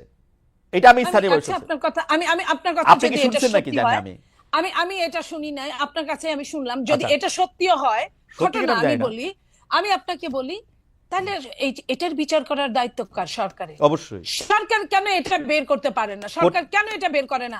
সরকার চাইলে আপনার রাত 3টায় আপনার করতে পারেন, আপনি প্রেস কনফারেন্স করতে পারে একজন হোম অ্যাডভাইজার। সরকার তো দুষ্ট। তাহলে সরকার যদি না করে, সরকার যদি না করে তাহলে আপনি এটা কার কাছে এটা চাবেন আপনি? ওকে, সরকার আপনার আর্মিদেরকে ক্ষমতা দিয়েছে, তাদেরকে মেস্টেসি পাওয়ার দিয়েছে, তাদেরকে দিয়ে ডেভিল উদ্ধার করছে। ডেভিল আমি বলি নাই যে ডেভিল শুধু বিএনপি আওয়ামী লীগে আছে, বিএনপিতে যদি থাকে এটা সরকার বের করবে, যদি নাগরিক কমিটিতে থাকে এটাও সরকার বের করবে, যদি সাংবাদিকদের মধ্যে থাকে সেটাও সরকার বের ওকে করবে। আপনার বক্তব্য পরিষ্কার। সরকার আমার মনে হয় যে আপনি একদম স্পষ্ট বলেছেন। আমি এই জায়গা থেকে একটু ডক্টর জামিনের কাছে যেতে চাই। ডক্টর জামিন, আমরা যে জরিপের যে প্রশ্নটা পড়লাম সেই প্রশ্নটা নিয়ে আপনার কাছে একটু আসি। আপনি আমরা এই প্রশ্নটা দুইটা ভাগে আমি আপনাকে একটু আসলে পরীক্ষা মানে প্রশ্ন করতে চাই। সেটা হচ্ছে যে এনসিপি একটি বিবৃতি দিয়েছে যেখানে বলা হয়েছে বিএনপির কেন্দ্রীয় নেতৃত্বের নিয়ন্ত্রণ স্থানীয় পর্যায়ে নেই। আমরা প্রশ্নটি এমনভাবে করতে চাই যে একই বিষয় কি এনসিপির জন্য সত্য না? এনসিপির কি সব জায়গায় নিয়ন্ত্রণ আছে? জামিন, আপনি শুনছেন কিনা আমি জানি না, মনিয়াপা শুনছেন কিনা আমি জানি না। আমি তো শুনছি এনসিপির পরিচয় দিয়ে স্থানীয় পর্যায়ে বহু লোক বহুভাবে চাঁদাবাজি করছে, বহু লোক বহুভাবে এনসিপির পরিচয় দিয়ে, সমন্বয়ক পরিচয় দিয়ে, আহ্বায়ক পরিচয় দিয়ে বহু লোক বহুভাবে চাঁদাবাজি করছে। এইটা আপনি এটাকে কিভাবে দেখেন? আর বিএনপির মানে বিএনপির কি প্রবলেম সেটা নিয়ে এনসিপির বিবৃতি দেওয়ার কারণ কি? মানে এইটা এটা এটা এটা এইটা আপনি কি আসলে কিভাবে দেখেন? আসলে বিএনপির কারো দ্বারা যদি কেউ আক্রান্ত হয় সে আইনের ব্যবস্থা নিতে পারে। আপনারা একটি রাজনৈতিক দল হয়ে আরেকটি রাজনৈতিক দলের কোথায় নিয়ন্ত্রণ আছে কোথায় নিয়ন্ত্রণ নাই সেটি বলার কারণ কি আসলে? আহ, আহ, কিছুদিন আগে প্রথম আলোর একটা জরিপ আমি একটু দৃষ্টি আকর্ষণ করতে চাই, যেখানে 7ই আগস্ট 2024 থেকে 31শে মার্চ 2025 পর্যন্ত একটা রিপোর্ট প্রকাশিত হয়েছিল বিএনপি এবং তার সহযোগী অঙ্গ সংগঠনের অপরাধের একটা তালিকা, যেখানে আর্থিক এবং মৌখিক সহিংসতা মানে হুমকি, চাঁদাবাজি, এটা ছিল 372টা, এবং শারীরিক সহিংসতার রেকর্ড ছিল মানে মারামারি, সংঘর্ষ, সেটা ছিল 488টা, এবং মৃত্যু 70টা। এবং এছাড়াও আপনারা জানেন যে হাতিয়ায় আমাদের হান্নান মাসুদের উপর সংঘর্ষ হয়েছে, হামলা হয়েছে। এবং প্রত্যেকটা জায়গায় আপনি যে বললেন এনসিপির অসংখ্য প্রতিনিধি করছে, আমাদের কিন্তু এনসিপির একটা আহ্বায়ক কমিটি ছাড়া আর কোনো জায়গায়, আমাদের নাগরিক কমিটির বিভিন্ন কমিটি ছিল, কিন্তু এনসিপির কোনো জায়গায় এখনো কোনো প্রতিনিধি দেওয়া হয় নাই বা কমিটি দেওয়া হয় নাই। তো যারা অপরাধ করছেন বা যারা এই নাম ভাঙিয়ে, সমন্বয়ক নাম ভাঙিয়ে বা এখানকার আহ্বায়ক নাম ভাঙিয়ে যারা চাঁদাবাজি করছেন তাদের কিন্তু গ্রেফতারও হচ্ছেন এবং তাদেরকে কিন্তু আইনের আওতায় আনা হচ্ছে। আরেকটা যেটা, এবং এই যে আপনার জনাব সার্জিস আলম, আপনাদের একজন নেতা, উনি যে 155টা গাড়ি নিয়ে ওখানে গেছেন, তার আগে হান্নান মাসুদও গাড়ি নিয়ে গেছেন, সেটাতে চাঁদাবাজি করছেন, সেটা অনেকেই বলতেছেন। আপনারা কি এটা তদন্ত করছেন? আপনারা তো এটা বিবৃতি পর্যন্ত দেন নাই। আমরা একটা চিঠি দেখছি ফেসবুকে, আপনাদেরই আরেকজন তাকে একটা প্রশ্ন করেছেন, মনে হচ্ছে যে এটা ছেলে খেলা। একটা লোক 155টা গাড়ি নিয়ে শোডাউন করতেছে, পরে আবার ব্যাখ্যা দিচ্ছে যে এটা তার দাদার টাকা, বাবার টাকা। আপনারা এটা কিছু বলতেছেন না, কোন রকম তদন্ত করতেছেন না। আপনারা বলতেছেন যে আমরা খালেদ ভাই গত এই ঈদের আগে এই সার্ভিসের ব্যাপারটা নিয়ে মনে হয় আমরা যে কয়টা গণমাধ্যমের সাথে কথা বলেছি, টকশোতে গিয়েছি, প্রতিনিয়ত এটা নিয়ে কথা বলেছি এবং এটার প্রশ্ন জবাবদিহি আনুষ্ঠানিক বিবৃতি দিয়েছেন। এনসিপি আনুষ্ঠানিক বিবৃতি দিয়েছে? আমি দেখি নাই। আমাকে একটু শেষ করতে দেন। যেখানে যে মানে আমাদের তো শুধু একজন তারেক রহমান নাই যে যিনি কথা বললে ওই কথাটাই মানে বেদবাক্য হবে। আমরা সবাই কিন্তু এখানে যেহেতু এটা একটা কালেকটিভ নেতৃত্বের একটা দল এবং সবাই আমরা বিভিন্ন জায়গায় কথা বলছি, গণমাধ্যমের সাথে কথা বলছি। আমরা বারবার বলেছি যে এই তারা যে পাল্টাপাল্টি বক্তব্য দিয়েছে ফেসবুকে, এটা সম্পূর্ণ তাদের ব্যক্তিগত একটা পোস্ট এবং তারা সেভাবে সেটা হ্যান্ডেল করেছে। আমি আরো বলি যে আপনি আমাকে যে কথাটা শেষ করতে দিলেন না।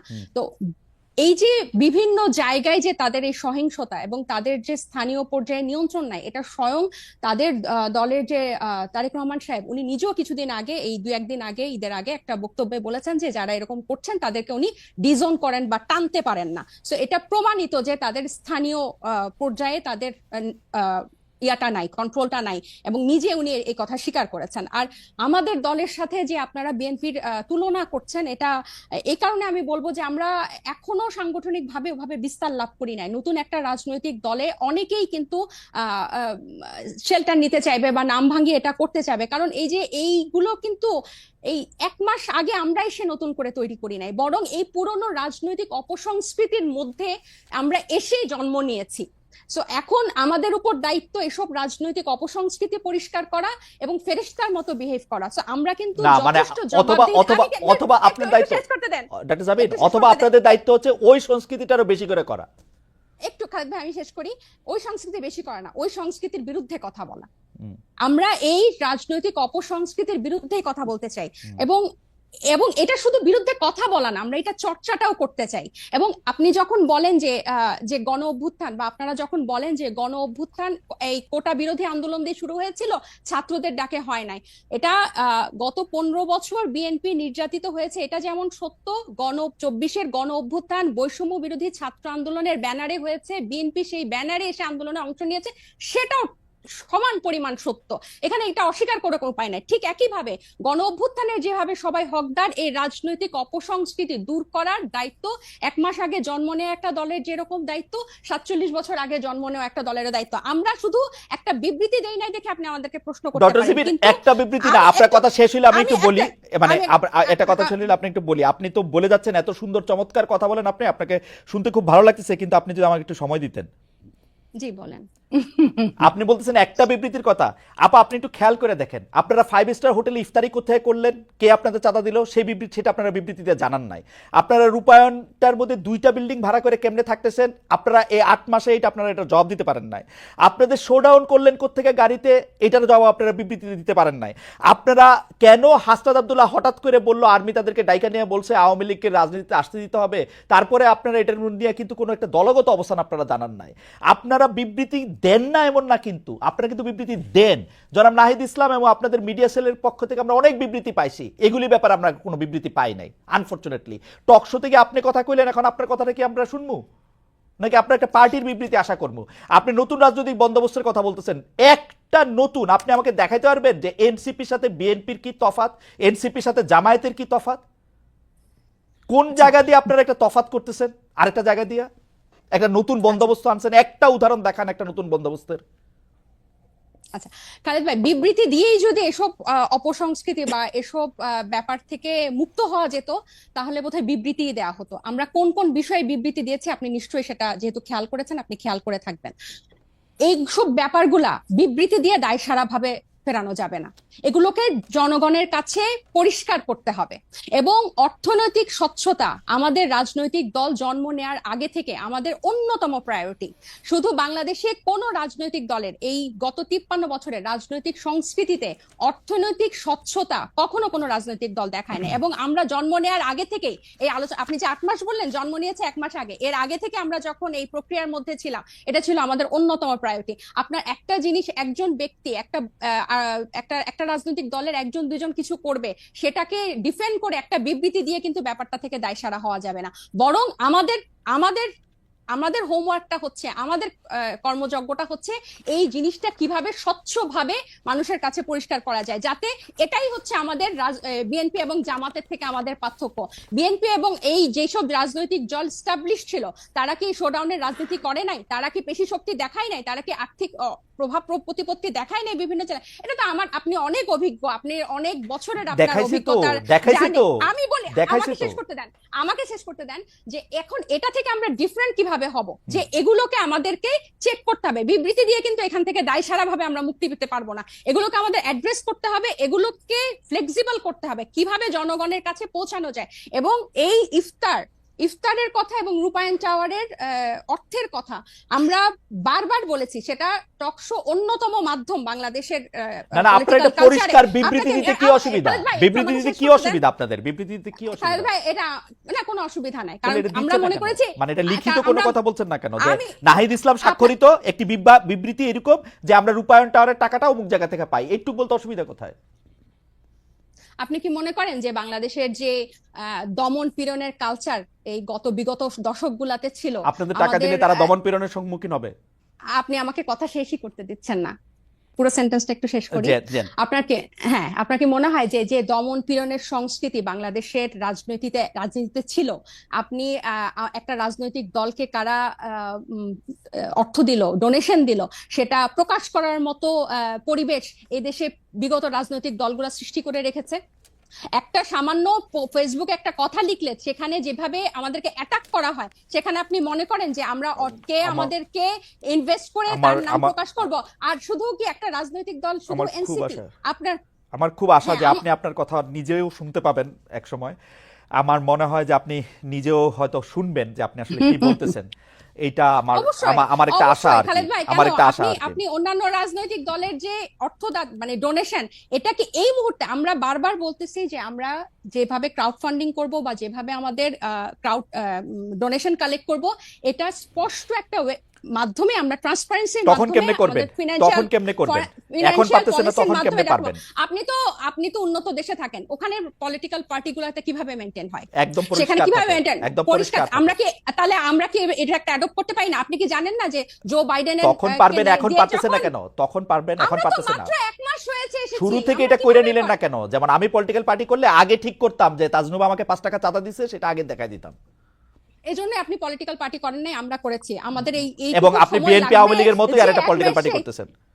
না, এটা আপনি এত তাড়াতাড়ি 1 মাসে আপনি যে আমি 1 মাসে বুঝতে পারি। সেটাও বলে না, সবাই বলে যে morning show the, morning always not show the দেশ। এবং আমি আপনাকে বলি যে আমরা জুলাই অগাস্টে গণ অভ্যুত্থান থেকে একটা রাজনৈতিক দল আসলো, এরপর জাতীয় নাগরিক কমিটি, এরপর হচ্ছে আমরা দল গঠনে কাজ দিলাম। এবং আমরা কিন্তু এখানে শুধু ছাত্রদের যে একটা অংশ তা না, এখানে কিন্তু সিভিল সোসাইটির একটা বড় অংশ কিন্তু এখানে যুক্ত হয়েছে। এবং আমি আপনার জ্ঞাতার্থে বলতে চাই, এই যে সিভিল সোসাইটির একটা বড় অংশ যে নাগরিক পার্টিতে যুক্ত হয়েছে, এখানে চিকিৎসক আছে, আইনজীবী আছে, ব্যবসায়ী আছে, এবং আমি একটু শেষ করি, এখানে কিন্তু প্রকৌশলী আছে, এখানে টিচার আছে, সাংবাদিক আছে, এবং তাদের একটা কিন্তু ফান্ড এখানে আছে। এবং একটা যখন কর্মসূচি হয় বা ইফতার হয়, এরকম একটা প্রোগ্রামে কিন্তু একটা বড় ডোনেশন বা আমাদের ওয়েলউইশাররা দিয়ে থাকেন। এখন এগুলো যে আমরা প্রকাশ করব, আমাদেরকে কিন্তু একটাই, বাংলাদেশের মতো অপসংস্কৃতির রাজনীতিতে জন্ম নিয়ে হুট করে যে আমরা এটা প্রকাশ করব, আপনি হয়তো 1 মাসে পারতেন, আমরা এটা পারি নাই। এটা আমাদেরকে সময় নিয়ে। আচ্ছা ডক্টর জাবিন, আমি একটু বলি, ডক্টর জাবিন ঘোষণা দিয়ে যেমন ধরা যায়, আমার কিন্তু বিশ্বাস যে ডক্টর তাজনুবা জাবিনও এটার মধ্যে চাঁদা দেন, কারণ ডক্টর তাজনুবা জাবিনের এই চাঁদা দেওয়ার ক্ষমতা আছে, সামর্থ্য আছে, এবং তিনি সেটি দেনও। এটা প্রকাশ করলে মানে আমি দলটা করতে পারবো, দলকে আমি চাঁদা দিচ্ছি এটাও বলতে পারবো না, মানে এটা কেমন কথা? আমার অবশ্যই বলতে পারবো, অবশ্যই, কেন বলতে পারবো না? আমরা তো একবারও বলছি না যে আমরা বলবো না, কিন্তু যারা একটা নতুন, আমরা তো একবারও বলি না যে খালেদ ভাই আমরা বলবো না। আপনাকে আমি বললাম যে আপনি যেসব উন্নত দেশে থাকেন সেসব দেশে কিভাবে হয়, আমরাও কিন্তু এগুলো বিভিন্ন ফলো করছি, এবং আমাদের একটা আইটি টিম হয়েছে কিভাবে এই ওয়েবসাইটটা ডিজাইন করা যায়, যেখানে টাকা কিভাবে ঢুকবে এবং টাকা বের হবে দেখানো যাবে। কিন্তু 1 মাসের আগে আপনারা যখন এই প্রশ্ন ইফতারগুলো যখন হয়, তখন 1 মাসও হয় নাই, ওই মুহূর্তে এটা কিভাবে প্রকাশ করব ওই পলিসিটা আমাদের হয় না। বারবার একই উত্তর দিয়েছি। রাইট, একই উত্তর আপনারা দিয়ে গেছেন। আমাদের উত্তরও আপনার রাজনৈতিক দল হিসেবে আমাদেরকে একটু ক্ষমা ঘেন্না করে মায়ের কম দিয়ে আমাদের উত্তর একটু শুনে রাখেন। আমরা দেখতেছি, আমরা যারা আপনাদেরকে টাকা দিছে বলে আমরা সন্দেহ করি, তারা গ্রেপ্তার হয় নাই, তাদের বিরুদ্ধে কোনো মামলা মোকদ্দমা কিছু হয় না, তারা সুখে শান্তিতে আসে, হচ্ছে আমাদের। এইটাও আপনারা একটু শুইনা সহ্য করে নিজেদের মধ্যে আলোচনা করেন। আমি একটু মনিয়াপার কাছে যাই। মনিয়াপা, আপনারা মানে আমরা 1 মাসের কম, মানে এদেরকে শিশুর চেয়েও কম বলা যেতে পারে রাজনৈতিক দলের বয়স হিসাবে, 1 মাস ইনফেন্সি, তাদেরকে যখন আমরা জিজ্ঞেস করি এই যে টাকা পয়সা কই পাইছো, ইফতার কেমনে করছো, আমি দেখতে পাই যে আপনারা খুব খুশি হন। কিন্তু আমরা যখন বলি জনাব তারেক রহমান লন্ডনে আসেন, তার ব্যয় কোথা থেকে নির্বাহ হইতেছে, গত 15 বছরে কোথা থেকে তিনি এই টাকা পাইছেন, আপনারা রাজনৈতিক দলগুলি কিভাবে ওপেনলি এই টাকাটা কিভাবে, মানে এনসিপি কিভাবে টাকাটা দেখাবে, এটা বিএনপি দেখাই দিবে তো যে ভাই এইভাবে টাকাটা দেখাবা তোমরা, এটা কি আপনারা দেখান কখনো? কখনো কি আমরা এই কথা কইতে পারি যে গত 15 বছরে আপনি এই দলটা কিভাবে চালাইছেন, আমরা কি এটা কইতে পারি? আপনি খুব ভালো প্রশ্ন করেছেন। আমি আপনার প্রশ্নের উত্তর দেওয়ার আগে আমি একটুখানি বলতে চাই, তাসনুবা যে কথাটা বললেন এতক্ষণ, প্রথম আলো রিপোর্ট নিয়ে কথা বললেন, বিএনপির বয়সটাও বললেন 47 বছর। তো 47 বছরের যে বিএনপি, যার নামে আওয়ামী লীগ 1.5 লক্ষের অধিক মামলা করেছে এবং প্রায় 50-60 লক্ষ আসামি আছে, শুধু আসামি আছে, যে মানুষগুলো একটা থানার মানুষও অনেক দলের নাই। আমি এটা অহংকার করে বলছি না, এটাই সত্য। এখন আমি এই জায়গায় বলছি যে তারা তো মাত্র নতুন 1 মাসের একটা দল, তো তাদের এত প্রশ্নের উত্তর দিতে হয় এবং দিতে পারছে না, কোনো প্রশ্নের উত্তরই তারা দিতে পারছে না। টিউশনি করা যে উপদেশটা 6 কোটি টাকার, না আপা, আপনি আপনার কথা বলেন, আপনি কথা বলেন, আপনি যে অর্থনৈতিক স্বচ্ছতা ওর কাছ থেকে দাবি করেন, আপনি যে অর্থনৈতিক স্বচ্ছতা জাতীয় নাগরিক পার্টির কাছে, তাহলে আপনি আরেকটা প্রসঙ্গ এনে তো লাভ নাই, টিউশনি করেন যে কর্মকর্তা, তার জবাব আমরা সে দিবে। আমি সেই প্রশ্নটার উত্তর অবশ্যই দিব। আমি বলি নাই যে কন্টিনেন্টালের 10টা হোটেল, কন্টিনেন্টালের 10টা রুম আটকায় রেখে 53 কোটি টাকা এই 1 মাসের একটা বাচ্চা দলের, শিশু দলের 53 কোটি টাকা এই কথা প্রস্তাব সত্য করার না, মতো এই কথা অবস্থা। সত্য না, এবং এটা আমি বিএনপির এটা বলি প্রপাগান্ডা, নাই। এটা বিএনপির আমি বলি, প্রপাগান্ডা। আমি এটাও বলি নাই, এটা বিএনপির পত্রিকায় প্রপাগান্ডা। দেখেছি, আমি পত্রিকায় দেখে কথা বললাম। আমি এটাও একটু বলি নাই একটু যে can you extend it for 10 PG minutes more? হাসপাতালের Please? পিজি হাসপাতালের 8টা 10টা রুম মাসের পর মাস আটকে রেখে আপনার কি বলে কেবিন, আপা এটাও কেবিনে এক্সাজারেশন, আটকে রেখে আপা এটাও এক্সাজারেশন। সেটা আমি কিন্তু এটাও বলি নাই যে আপনার এই যে প্রত্যেকেই চাঁদাবাজি করতে গিয়ে প্রত্যেকটা আপনি জেলায় বলতেছেন থানায়, আপা এগুলা, এই যে এদের আপা আপনি আমি আপনার বলি না, অর্থনৈতিক আমি স্বচ্ছতার কথাটা আপনাকে- বলেন আপা। আমি আমার অর্থনৈতিক স্বচ্ছতা বিএনপি প্রত্যেক বছর বিএনপির যে অফিস আছে, অফিস থেকে এটার নির্বাচন কমিশনে একটা জবাবদিহিতা এটা থাকে। আমি দেখছি আপা, কত আয় আমি- ব্যয়, আপা আয় এটা আমি ব্যয় গত সেটা অবশ্যই আপা আমি দেয়। আপনাকে বলি, এটা আমি গত 27 বছর ধরে দেখে আসতেছি। এইটা একটা এমনই, মানে আমি এটা নিয়ে আর কোনো কথা বলতে চাই না। এটা আমি আপনাকে বলি, আচ্ছা, আপনি আমি দেখে আপনাকে বলি যে আসছেন, আপনি বিদেশে, আমি আপনাকে বলি বিদেশি সংস্থার কথা যেরকম হইতেছে, আদর্শ সংস্থার কথা যেরকম হইতেছে, বিএনপির বর্তমান চেয়ারম্যান যে দেশে আচ্ছা, থাকেন আমি- সেই আমি দেশের আপনাকে- ওয়েবসাইটে আমি- ঢুকলে আমি- দেখা যায় কে ওটা তাকে কত টাকা বাদ দিবেন। দিচ্ছে। আপনি আমি সেটা আপনাকে বলেন। আচ্ছা আমি আপনাকে একটা কথা বলি। জি আপা। বিএনপি 300 আসনে মিনিমাম আপনার 5টা করে যদি ক্যান্ডিডেট থাকে, একদম একজন আরেকজনের চেয়ে যোগ্য, কোনো অযোগ্য নাই, 5টা করে যদি গড়ে ক্যান্ডিডেট থাকে, তাহলে 3 5 1500, রাইট 1500 ক্যান্ডিডেট আছে। 1500 ক্যান্ডিডেটের মধ্যে আপনি জানেন বিএনপির ম্যাক্সিমাম অনেক ক্যান্ডিডেট কিন্তু অনেক বাংলাদেশের শীর্ষ ব্যবসায়ী, সবচেয়ে ধনী, এবং রাইট। এবং দলীয়- আওয়ামী লীগের দলীয় আমলেও তারা চাঁদা খুব দিতে- দারুণ ব্যবসা করেছে, সেই জন্য শোনেন, তারা একটু কৃতজ্ঞ আমি- আছে আওয়ামী লীগের আপনি কাছে। এইখানে আপনি এখানে টিপ্পণী দিতেই পারেন, হ্যাঁ, আমি স্বীকার করি বাংলাদেশ এমন একটা দেশ যেখানে আপনার সব সময় সব জায়গায় জি আপা। আপনার কিছু না কিছু 1500 দালালরা থাকে, 1500 কিছু না কিছু মুনাফেকরা ক্যান্ডিডেট, থাকে। হ্যাঁ 1500 তো ক্যান্ডিডেটের কথা আমি বলছেন। আমি ওইটা বললাম। এবং হ্যাঁ। যে লন্ডনে আমাদের নেতা থাকে জনাব তারেক রহমান, সেখানে প্রায় 30 থেকে 35 লক্ষ শুধু বাঙালিরাই থাকে লন্ডনে, 30 এবং তার মধ্যে 15-20 লক্ষ আপনার সিলেটি আছে, আপনি Right, খেয়াল করেন, right. যাদের অনেক হোটেল আছে, আপনি জানেন। রাইট যেমন ধরেন তারেক রহমান সাহেবের সেক্রেটারি আপা, ওখানকার, আপা আপনি আপনি এই কথাটা বললেন না আপা, আপনার বিপদ হবে, আপনি আপনি আটকাবেন। আমি বলি, আপনি এই কথাটা বললেন না, আপনার আমি আটকাই, আমি আপনাকে খুবই ভালোবাসি, সেজন্য আমি আপনাকে আটকালাম। আমি আপনাকে বলি, আমার কোনো অসুবিধা নাই, আমার কোনো অসুবিধা নাই, আমাকে বলি, আমি প্রশ্নটা বলি। জনাব তারেক রহমান রে বাংলাদেশে থাকা 1500 সংসদ পদ প্রার্থী আমি ওটা বলি নাই, প্লাস আমি সংসদ পদ বা প্রার্থীর কথা বলি নাই, তাদের কথা ব্যবসা। আমি যে কেউ তাকে লন্ডনের 1500 কথা কোটি বলছি। টাকা দেয়, আমার কোনো আপত্তি নাই। আমি শুধু এটা 1500 কোটি টাকা আমি দিতে এটা হবে ক্লিক কেন? করে দেখতে চাই যে এটা কোথা থেকে আসতেছে। শোনেন, আমার দিতে হবে কেন? আমার যে নেতা, হ্যাঁ। আমি আমার নেতাকে পছন্দ করতেই পারি, আমার নেতার বিপদের সময় আমি তার পাশে দাঁড়াতেই পারি না? পারেন তো। এখানে কিন্তু কোনো নিষেধাজ্ঞা নাই, Right. এখানে কোনো নিষেধাজ্ঞা Right. নাই। এবং যারা সারা বিশ্বে বিভিন্ন জায়গায় ভালো ভালো জায়গায় আছে, তারা যারা বিএনপি করে, হ্যাঁ। তারা তার নেতার পাশে দাঁড়াতেই পারে। Right. আমি কিন্তু এই কথাটা বলছি। তার জন্য তাকে যে কিছু করতে হবে, সে তো এইটা সারাদিন কিছু করতে হবে না, 24 hours কিছু কাজ করতে হবে করে না। একজন রাজনীতি। পাবলিক পার্সন হিসেবে আমাকে রাজনীতি, দেখাবে, মিছিল। পাবলিক পার্সন হিসেবে আমাকে দেখাবে তার টাকাটা কোত্থেকে আসতেছে। আপা একটু চাওয়া আমাদের। এটা আপনারা এক কাজ করেন, আপনারা সাংবাদিক, আপনারা আপনার মনে কি কখনো এই প্রশ্ন এসেছে? আমি যখন 1 আপনারা মাস নিজেরা বয়সী, জিজ্ঞেস করেন। 1 মাস বসে কোথায় পাবো তারেক সাহেবকে জিজ্ঞেস করার জন্য? আপনাদের ছাড়া কারে পাবো জিজ্ঞেস করার জন্য? আপনাদের সঙ্গে তো তার ভার্চুয়াল